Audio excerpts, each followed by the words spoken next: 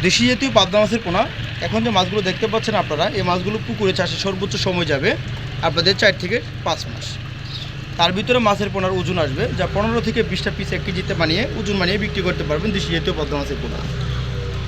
দেশি জাতীয় পাবদা মাছ চাষের জন্য আপনাদের বড় একটা পুকুর নির্বাচন করতে হবে, যে পুকুরের আয়তনের দিকটা বড় হয়, অথবা পুকুরের যেন 4 থেকে 5 ঘন্টা রোদের আবহাওয়া পড়তে পারে।